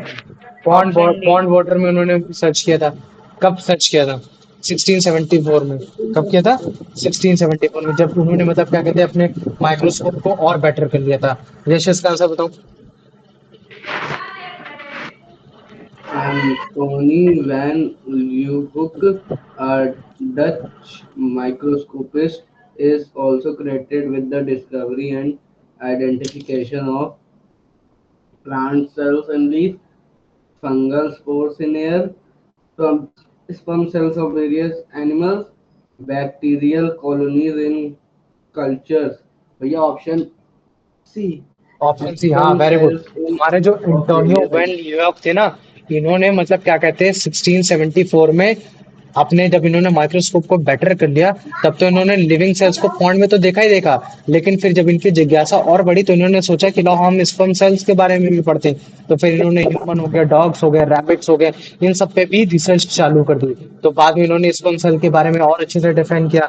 इतना समझ में आ गया कि नहीं आ गया? पहले मुझे ये बताओ। आ गया? तो अब मैं तुम्हें बताता हूँ। देखो, जो तुम्हारे रॉबर्ट हुक थे, रॉबर्ट हुक ने जो तुम्हारी जांच पड़ताल की वो जितनी भी की, कॉर्क में की। और उन्होंने जो कॉर्क में की ना, वो केवल उन्होंने उनकी वॉल पे की। क्या की? वॉल पे सर्च कर पाए, क्यों? क्योंकि उनका माइक्रोस्कोप इतना अच्छा था नहीं।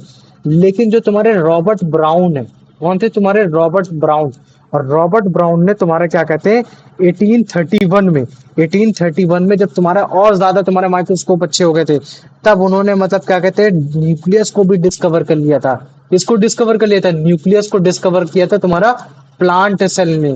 तो इस चीज में कंफ्यूज मत होना, रॉबर्ट हुक और रॉबर्ट ब्राउन में। रॉबर्ट हुक ने सेल को मतलब डिस्कवर किया था, कॉर्क को डिस्कवर किया था, केवल वो वॉल तक पहुंच पाए थे। लेकिन जो तुम्हारे रॉबर्ट ब्राउन थे 1831 तक तुम्हारा मतलब जब तुम्हारा माइक्रोस्कोप और अच्छा हो गया था, जो ये बॉटनिस्ट थे, मतलब क्या थे, बायोलॉजिस्ट थे, बॉटनिस्ट थे, डॉक्टर टाइप में थे, तो इन्होंने फिर मतलब क्या कहते हैं प्लांट सेल में न्यूक्लियस की खोज की थी। इतना समझ में आ गया कि नहीं आ गया, पहले मुझे ये बताओ। अब देखो ईयर मत याद करो, अगर तुमको केवल इतना भी याद हो जाएगा ना कि रॉबर्ट हुक ने सेल वॉल को मतलब सेल को डिफाइन किया था, है ना, हनीकॉम्ब स्ट्रक्चर डिफाइन किया था, तो भी मेरे को कोई दिक्कत नहीं। ठीक वैसे अगर जैसे हम बोलते तो रॉबर्ट ब्राउन ने तुम्हारा न्यूक्लियस को सर्च किया था एज अ प्लांट सेल 1831 में, तो इतना भी याद रहेगा तो भी कोई दिक्कत नहीं। ठीक ऐसे ही तुम्हारे एक और साइंटिस्ट आते हैं जिनका नाम है जेई पुरकिंजे। क्या नाम है उनका? जेई पुरकिंजे। जेई पुरकिंजे ने, ये तुम्हारे क्या कहते हैं एनिमल साइकोलॉजिस्ट थे, फिजियोलॉजिस्ट थे, एनिमल के फिजियोलॉजिस्ट, मतलब एनिमल्स की देखभाल करते थे, ये सारी चीजें करते थे। इन्होंने सबसे पहला नाम जो दिया था प्रोटोप्लाज्म, पहली बार दिया था। अभी मैं जब तुमको प्रोटोप्लाज्म पढ़ाऊंगा ना कि बेसिकली प्रोटोप्लाज्म क्या होता है, वो चीज मैं बताऊंगा। देखो प्रोटोप्लाज्म कुछ नहीं होता, बेसिकली एक लिविंग फ्लूइड्स होता है, मतलब एक ऐसा मतलब फ्लूइड स्ट्रक्चर, एक ऐसा पानी जिसमें सारे तुम्हारे लिविंग स्ट्रक्चर्स होते हैं। मतलब उसमें तुम्हारा साइटोप्लाज्म भी होता है, उसमें तुम्हारा मतलब क्या कहते हैं गोल्गी एपरेटस, न्यूक्लियस, तुम्हारे सेल ऑर्गेनेल, सारी चीजें होती हैं। तो अभी बाद में तुमको साइटोसोल, साइटोप्लाज्म, प्रोटोप्लाज्म, इन सब के बारे में भी डिफरेंस बताऊंगा। तो अभी तुम इतना जानो कि जेई पुरकिंजे जो थे उन्होंने साइटोप्लाज्म के बारे में बताया, रॉबर्ट हुक ने तुम्हारे सेल के बारे में बताया, रॉबर्ट ब्राउन ने तुम्हारे न्यूक्लियस के बारे में बताया, तुम्हारे क्या कहते हैं एंटोनियो लीहॉन बीहॉक ने एंटोनियो वॉन लीहॉक ने किसके बारे में बताया? तुम्हारे लिविंग सेल्स के बारे में बताया, स्पर्म सेल्स के बारे में बता दिया, इन सब के बारे में बता दिया। ठीक है। ठीक वैसे ही तुम्हारे क्या कहते हैं 1866 में तुम्हारे एक और साइंटिस्ट थे जिनका नाम था हियैकेल। क्या नाम था उनका? हियैकेल। इन हियैकेल ने ही बोला था कि भाई साहब ये जो न्यूक्लियस होता है ना, न्यूक्लियस ही है एक मेन कारण जो तुम्हारी पूरी हेरिडेटरी को मेंटेन करता है। मतलब अभी तक इनको डीएनए की खोज नहीं मालूम थी, इनको बस इतना मालूम था कि न्यूक्लियस की वजह से हेरिडेटरी रोल है, मतलब जो आगे चीजें जो रेप्लिकेट हो रही हैं, जो हमारे ऑफस्प्रिंग्स आ रहे हैं, वो न्यूक्लियस की वजह से आ रहे हैं। लेकिन जैसे जैसे और इलेक्ट्रॉन माइक्रोस्कोप्स आया, तो फिर बाद में ये पता चला कि यार न्यूक्लियस के अंदर डीएनए होता है, डीएनए की वजह से तुम्हारा हेरिडेटरी रोल आ रहा है। तो लेकिन 1886 में हैकेल ने क्या खोज कर लिया था? न्यूक्लियस ही एक मेन कारण है जो तुम्हारा हेरिडेटरी रोल में एक रिस्पॉन्सिबल कैरेक्टरिस्टिक्स को संभाल के रखता है। इतना समझ में आ गया कि नहीं आ गया, पहले मुझे ये बताओ। इतना आया? हाँ भैया। तो ये देखो मैं जैसे तुमको दिखाता हूँ, इनका नाम है रॉबर्ट ब्राउन। ठीक है, रॉबर्ट ब्राउन है, और इन्होंने ही मतलब क्या कहते हैं ये जो तुम अगर तुम इसको ध्यान से देखोगे तो ये क्या है, ये तुम्हारा सेल है, और सेल के अंदर तुम्हारे मतलब क्या चीज है, तुम्हारे सेल ऑर्गेनेल ही है। तो अभी तक इनके उस तक मतलब क्या था, इतने ज्यादा तो वो थे नहीं, मतलब सेल मतलब माइक्रोस्कोप इतने अच्छे से डिजाइन नहीं थे, तो केवल वही चीजें दिख सकती हैं जो चीजें बड़ी होंगी। तो पूरे सेल में इसमें तुम्हारा न्यूक्लियस बड़ा था, तो इसी वजह से इन्होंने न्यूक्लियस की खोज बड़े आसानी से कर ली थी, है ना। क्या कर लिया था? न्यूक्लियस की खोज कर ली थी रॉबर्ट ब्राउन ने, याद कर लेना। और जो तुम्हारे क्या कहते हैं जेई परकिंजे थे, इन्होंने देखा था कि ये जो फ्लूइड स्ट्रक्चर है ना, ये जो सफेद सफेद ऐसा बह रहा है, इन्होंने इस फ्लूइड स्ट्रक्चर को ही पहली बार प्रोटोप्लाज्म बताया था। और इस प्रोटोप्लाज्म में इन्होंने बोला था कि ये एक तरीके का लिविंग फ्लूइड सब्सटेंस है, मतलब इसके अंदर जितनी भी चीजें हैं वो सारी जीवित हैं। वो चाहे साइटोप्लाज्म हो, चाहे वो तुम्हारा गोल्गी अपरेटस हो, चाहे स्मूथ एंडोप्लाज्मिक रेटिकुलम हो, या फिर तुम्हारा राइबोसोम, तो ये सारी चीजें हो। तो प्रोटोप्लाज्म के बारे में सबसे पहले जिसने बताया था वो तुम्हारे जी परकिंजे थे, इस चीज को मत भूल जाना। ठीक है। ठीक वैसे तुम्हारे 1866 में हियकल आए थे, हियकल ने बताया था ये जो तुम्हारा ये जो हियकल है, इन्होंने ही बताया था कि जो तुम्हारा ये जो न्यूक्लियस है जो रॉबर्ट ब्राउन ने जो खोजा है ना, इसी के अंदर सारी इंफॉर्मेशन है स्टोरिंग की, ट्रांसमिटिंग की, हेरिडेटरी कैरेक्टर्स की, कि तुम्हारा जो सर है वो सर कैसा काम करेगा, दिमाग कैसा काम करेगा, तुम्हारा हाथ कैसा मूव करेगा, एक जानवर कैसा जानवर बनेगा, अपने जैसा कैसा रोल निभाएगा। तो जितनी भी चीजें स्टोर हो रखी हैं वो सारी तुम्हारे न्यूक्लियस में हो रखी हैं। और वो किसने बताया? ये एक्ल ने बताया। किसी को इतने में किसी में डाउट है? किसी को जरा से मैं बताओ। नहीं भैया। नहीं है? चलो ठीक है, बताओ अभिषेक, इसका आंसर बताओ बेटा अभिषेक। What part of cell did Robert Hooke mainly observe? This thickened wall. The thick and wall, very good, है ना। जो तुम्हारे रॉबर्ट हुक थे, रॉबर्ट हुक ने बेटा थिक एंड वॉल मतलब भाई कॉर्क में ही, वॉल में ही केवल चेक कर पाए थे। उसी में उन्होंने बता दिया था कि हाँ केवल मतलब क्या कहते हैं तुम्हारे हनीकॉम्ब स्ट्रक्चर जैसे सेल डिवाइड हो रखे हैं तुम्हारे, ये सारी चीजें हो रखी हैं। ठीक। अब बताओ बेटा कुलदीप इसका आंसर, और जब अनंत आ जाए तो मुझे इन्फॉर्म कर देना। Who discovered the name of nucleus in plant cell in 1831? Hmm. Discover किसने किया था? हाँ, nucleus. Robert brown. Robert brown, भूलना नहीं इस चीज को, ठीक है। न्यूक्लियस की खोज किसने की थी, और न्यूक्लियस में तुम्हारी सारी नॉलेज होती वो किसी और ने बताया था। चलो अब मुझे बताओ इसको, तुम बताओ बेटा। J.E. Purkinje, a sneeze animal catch, physiologist. Catch बोलते हैं इसको, कैच। कैच रिपब्लिक तुम्हारा मतलब एक कैच, एक तुम्हारा देश है यूरोपियन में, यूरोप में, ठीक है। वहां के That तुम्हारे मतलब क्या animal कहते हैं, एनिमल physiologist फिजियोलॉजिस्ट थे। आगे बढ़ो। physiologist gave its term of the living fluid substance present inside the cell in 1839. Hmm, Cytoplasm, nucleoplasm, protoplasm, organelles. भैया प्रोटोप्लाज्म। प्रोटोप्लाज्म। अच्छा अभी तुमको अगर मैं केवल इतना बताना चाहूँ ना, तो इस प्रोटोप्लाज्म के अंदर ही साइटोप्लाज्म होता है, न्यूक्लियोप्लाज्म भी होता है, ऑर्गेनेलीज भी होती है। तो मतलब मान लो कि हमारा हमारा स्कूल, स्कूल के अंदर क्लास, क्लास के अंदर सब क्लास, है ना, ये सारी चीजें हो गई।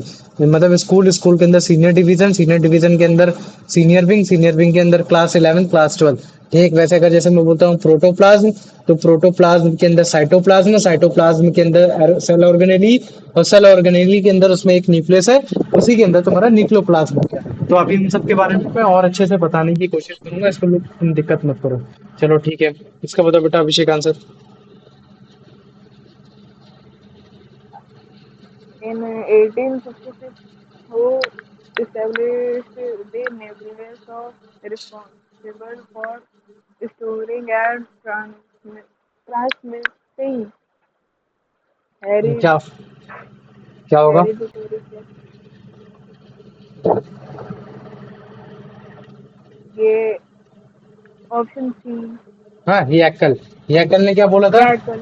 कि तुम्हारा जो न्यूक्लियस होता है, न्यूक्लियस के अंदर ही सारी इंफॉर्मेशन होती है, हेरिडिटरी से लेकर कि आगे चल के क्या होना है क्या नहीं होना है, ठीक है। लेकिन अगर जैसे मैं बोल देता हूँ, अभिषेक मुझे बताओ कि न्यूक्लियस की खोज किसने की थी?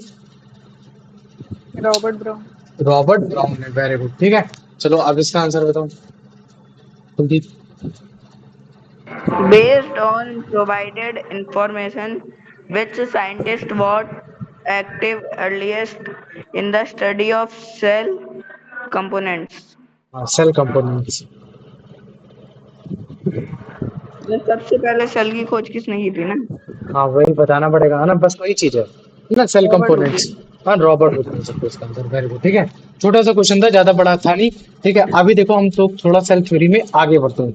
अब एक साइंटिस्ट का नाम आएगा तुम्हारा जोकॉब मैथियास शेल्डियन। अगर तुम लोग केवल जोकॉब भी याद कर लोगे तो भी कोई दिक्कत नहीं। ये तुम्हारे जर्मन बायोलॉजिस्ट थे, और इन्होंने सबसे पहला आइडिया ये दिया था कि भाई जितने भी प्लांट्स होते हैं, जितने भी प्लांट्स होते हैं, सब में सेल पाए जाते हैं। तुम समझ रहे हो, मतलब जैकॉब ने इस बार क्या बोला कि सारे, ऑल प्लांट्स में सारे सेल में पाए जाएंगे, ठीक है। ऑल प्लांट्स हैविंग सेल्स, मतलब सारे जितने प्लांट्स होते हैं सभी में सेल्स होते हैं, समझ में क्या। ठीक वैसे तुम्हारे क्या कहते हैं 1839 में एक थियोडोर शवान करके एक तुम्हारे जर्मन बायोलॉजिस्ट और है, और इन्होंने बोला कि भाई तुम्हारे जो एनिमल और जो प्लांट होते हैं ये भी सारे सेल से बने होते हैं, और ये मतलब ये सारे सेल से बने होते हैं, तुम समझ रहे हो। जेकॉब ने बोला कि तुम्हारे सारे प्लांट तुम्हारे सेल से बने हैं, और तुम्हारे मतलब थियोडोर शेवॉन ने बोला, थियोडोर शेवॉन ने बोला, सचवॉन बोल सकते हो या फिर जो उनका प्रोनाउंसिएशन मुझे नहीं मालूम, लेकिन थियोडोर, इन्होंने बोला कि भाई तुम्हारे जितने भी एनिमल हैं या फिर जितने भी तुम्हारे प्लांट हैं वो तुम्हारे सारे सेल से बने हुए। कैसे सारे सेल से बने? अब तुम्हें लगेगा यार भैया पहले भी तुम यही चीजें पढ़ते आ रहे, नहीं ऐसा नहीं है। अभी जैसे मैं बोलता हूँ एंटोन ली ह्यूक, एंटोन ली ह्यूक जो तुम्हारे थे, उन्होंने सेल को मतलब क्या कहते हैं, मतलब माइक्रोस्कोप्स को अच्छा किया। जब इन्होंने माइक्रोस्कोप्स को अच्छा किया तो उन्होंने बस कुछ ही लिविंग पॉन्ड्स में, लिविंग लिविंग ऑर्गेनिज्म जो थे तुम्हारे पॉन्ड में, केवल उन्हीं को सर्च कर पाए, वो स्पर्म सेल को ही सर्च कर पाए। ठीक वैसे और आगे रॉबर्ट ब्राउन ने न्यूक्लियस की खोज की, इन सब की खोज की। लेकिन जब थियोडोर थे, शेवान थे, ये सारे थे, इन्होंने ये देखा कि यार सारे एनिमल प्लांट्स में सेल है, सारे एनिमल प्लांट्स बन रखे हैं। जेकॉब ने भी यही बात कर दी कि हाँ सारे प्लांट्स में बन रखी है। तो फिर जब इनकी फाइंडिंग्स की गई तभी जाके हमने बोला हाँ यार जो सेल है, cell is a structural and basic unit of life. मतलब क्या है, बेसिक यूनिट ऑफ लाइफ है। मतलब कि हमारे आसपास जितनी भी तुमको जिंदगियां दिख रही हैं उन सब की जो बेसिक यूनिट है वो तुम्हारी क्या है, सेल है। वो क्या है तुम्हारी, वो सेल है। इतना समझ में आ गया कि नहीं आ गया, पहले मुझे ये बताओ, इतना आया?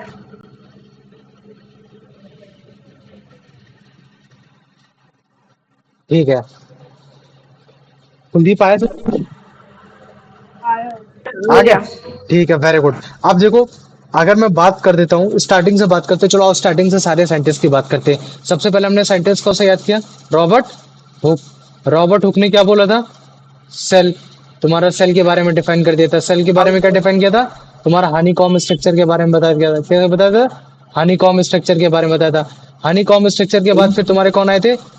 Anton von Leeuwenhoek. Anton von Leeuwenhoek, इन्होंने क्या बोला था? इन्होंने लिविंग ऑर्गेनिजम्स के बारे में डिफाइन कर दिया ना, लिविंग ऑर्गेनिज्म के बारे में सर्च किया इन्होंने। मतलब क्या कहते हैं, स्पर्म सेल के बारे में सर्च किया। और बताओ, इसके बाद कौन आए थे? Robert brown. Brown. Robert brown ने किसके बारे में सर्च कर लिया? तुम्हारा न्यूक्लियस। न्यूक्लियस के बारे में सर्च कर लिया। फिर रॉबर्ट ब्राउन के बारे में कौन है? रॉबर्ट ब्राउन के बारे में कौन है तुम्हारे? जेई परकिंजे आए। कौन है तुम्हारे? J E Purkinje. और जेई पुरकिंजे के किसके बारे में क्या डिफाइन किया? तुम्हारा प्रोटोप्लाज्म के बारे में डिफाइन किया, है ना।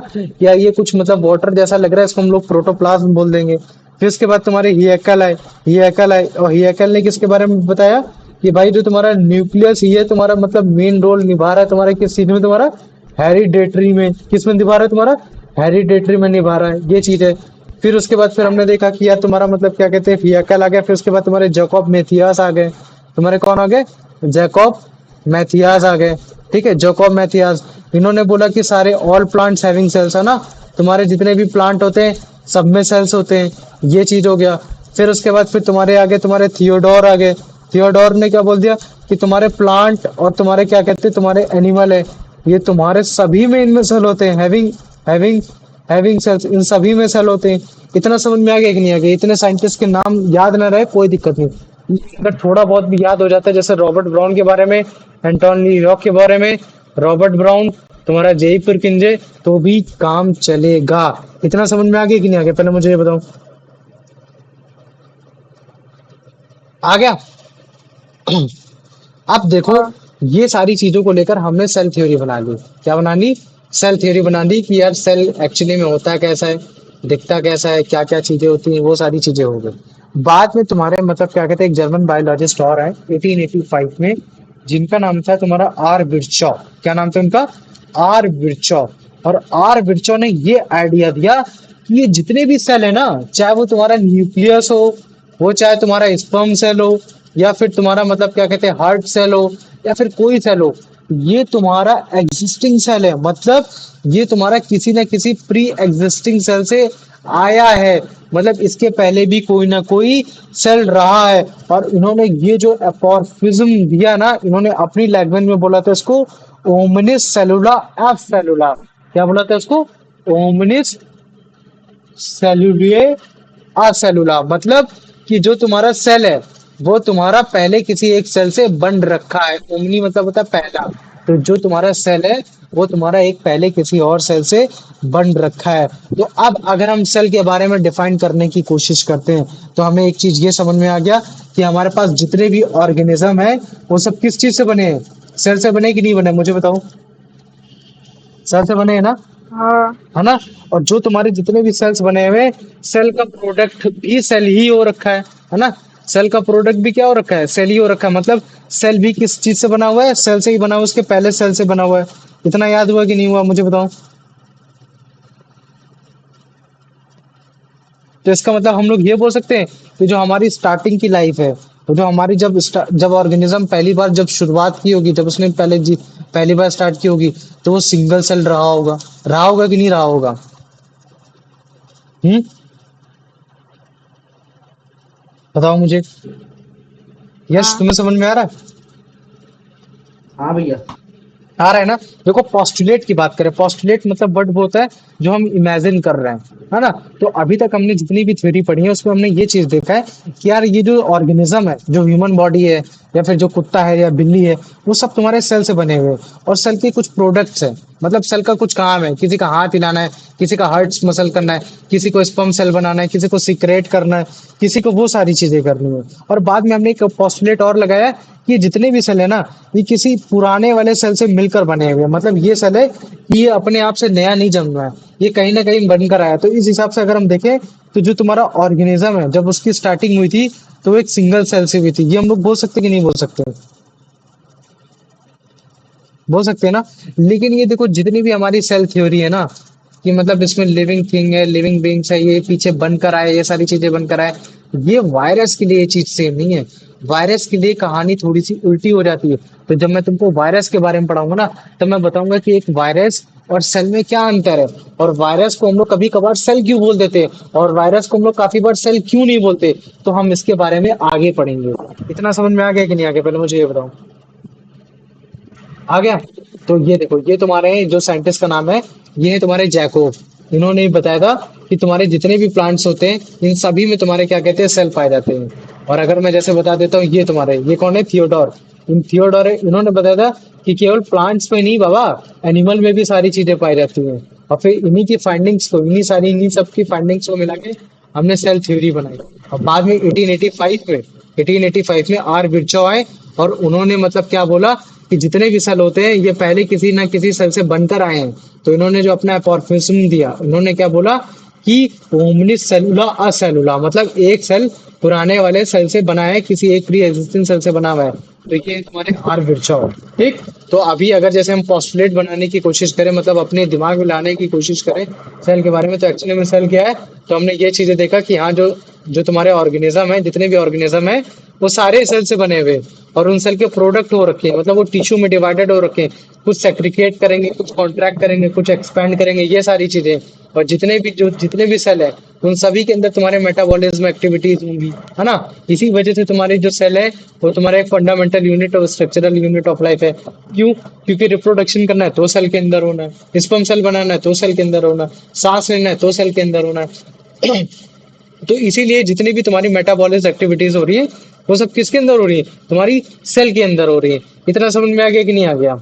तो हम इस हिसाब से बोल सकते हैं कि तुम्हारे जितने भी सेल है, वो तुम्हारे प्री एग्जिस्टिंग सेल से आ रखे हैं। कैसे आ रखे हैं? प्री एग्जिस्टिंग सेल से आ रखे हैं। तो लेकिन देखो, ये तो हमने बोल दिया कि सारे ऑर्गेनिजम्स के जो सेल है, वो सिंगल सेल से आकर बन रखे हैं।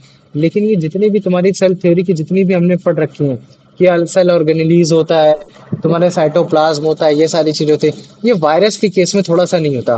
वायरस का केस पढ़ाएंगे तब तुमको और अच्छे से बता देंगे। ठीक है। तो अभी तुम लोग को जितना मैंने पढ़ाया उतना समझ में आ गया कि नहीं आ गया? एमसीक्यूज के लिए तैयार हो? कि किसी को कोई डाउट है, पूछ सकता है मेरे से अभी। नहीं भैया। चलो ठीक है, तो यश तुम्हें बता दो पहला answer. In 1838, who was the German botanist who first proposed the idea that all plants consist of cells? Uh, Theodore Schwann, Rudolf Rudolf Virchow, Virchow. Jacob Matthias Schleiden, Robert Hooke. भैया option C C, Jacob Jacob. Matthias. ठीक है, याद रखना। ठीक है, ऐसे याद रखना। चलो कुलदीप बेटा, इसका आंसर बताओ। In 1838, who was a German botanist who first proposed the idea of that all plants consist of cells? भैया दोनों क्वेश्चन सेम है। दोनों क्वेश्चन सेम है ना, जैकब मैथ्यूस। चलो ठीक है, कुलदीप फिर से नेक्स्ट वाला फिर आंसर बता दो, इसका बता दो। In what year was the cell theory further refined? Was refined by R Virchow. मतलब जब इन्होंने बोला था ना कि एक सेल तुम्हारा प्री एग्जिस्टिंग सेल से बनकर आया, तो किस सेल में, किस ईयर में बताया था? याद नहीं होगा तो कोई बात नहीं, 1885 में है ना, 1855 में, सॉरी, है ना, 1855 में। चलो अभिषेक, इसका आंसर बता दो बेटा। What was our virtual actual for aphorism regarding the organ of cell? Option C. ऑमनिस सेलुला Omnis असेलुला। ठीक है। cellula A. हाँ ठीक है, ऑमनिस सेलुला असेलुला। ठीक, थोड़ा बोलने में दिक्कत होगी लैटिन वर्ड्स, लेकिन कोई बात नहीं। ठीक है। चलो अब बताओ बेटा इसको। which of the following is stated as an exception to the cell theory in provided text? मतलब हमने तक अभी तक जितनी भी सेल थ्योरी पढ़ी, वो हर सेल के लिए तो लाजमी है, लेकिन इनमें से ऐसा कौन सा सेल है जिसके लिए वो लाजमी नहीं है? वायरस के लिए नहीं। वायरस के लिए नहीं। Very good. ठीक है, यश, इसका आंसर बताओ। अपना According माइक to ऑफ कर the दो। refined cell theory, which of the following is not true? All organisms are composed of cells. All cells arise from pre-existing cells. No cell can originate spontaneously. All metabolic reactions take place outside the cells. क्या इसमें से गलत है? भैया हम्म, भैया बताओ। Option C का मतलब क्या है? इसका मतलब ये है कि कोई भी सेल स्पॉन्टेनियसली अपने आप से नहीं निकला हुआ है। मतलब कोई भी अपने आप से नहीं निकला हुआ है, किसी ना किसी प्री एग्जिस्टिंग सेल से आया हुआ है। No cell can originate spontaneously, मतलब तुम बैठे हो और बगल से कोई सेल निकल जाए, ऐसा नहीं है ना। उसके लिए कोई एक ये प्री ऑप्शन एग्जिस्टिंग सेल होगा, वही रिप्रोड्यूस करेगा। तो इसका आंसर क्या होना चाहिए? Option C. ऑप्शन डी बेटा। इसमें पूछा है नॉट ट्रू, मतलब सेल थ्योरी के अकॉर्डिंग कौन सी चीज सही नहीं है। मुझे मालूम है सारे ऑर्गेनिज्म सेल से बने हैं ना, सारे ऑर्गेनिज्म तुम्हारे प्री एग्जिस्टिंग सेल से आते हैं। तीसरा ऑप्शन ये बोल रहा हाँ है भैया। No cell can originate spontaneously, नहीं। No cell can originate spontaneously, मतलब स्पॉन्टेनियसली हो सकते हैं ना, डिवाइड हो सकते हैं, वो बार बार बन सकते हैं, है ना, अगर उन पे रिप्रोडक्शन हाई हो रखा है। बात ये है, all metabolism reaction take place outside the cell, नहीं। तुम्हारा ऑक्सीजन को लेना, रेस्पिरेशन प्रोसेस हो गया, फूड को डाइजेस्ट करना, ये सारी चीजें, जितना भी चीजें करना होता है, सब कहाँ होता है? सेल के अंदर होता है कि नहीं होता हाँ भैया। है ना। तो यहाँ आउटसाइड की जगह क्या होना चाहिए तुम्हारा? इनसाइड होना चाहिए। इनसाइड। क्या होना चाहिए? इनसाइड होना चाहिए। ठीक है। तो अभी देखो, कुछ नहीं करना है, अपने वर्डिंग में ही आंसर लिखना है, कुछ करने की कोशिश करना है। ठीक है। जैसे सबसे पहला, what do you mean by unicellular and multicellular organism? ठीक है।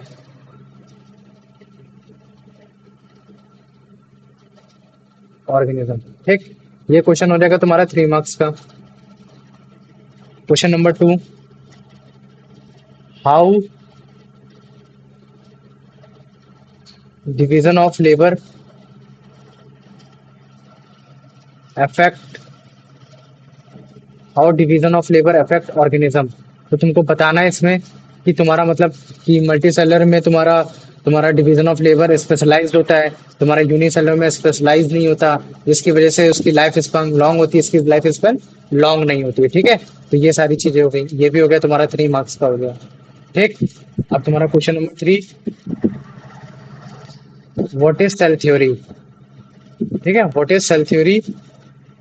एक ये हो गया, ये तुम्हारा 4 मार्क्स का हो गया। और तुमको जितना भी आता है ना, केवल उतना लिखने की कोशिश करना, अपनी लैंग्वेज में लिखने की कोशिश करना।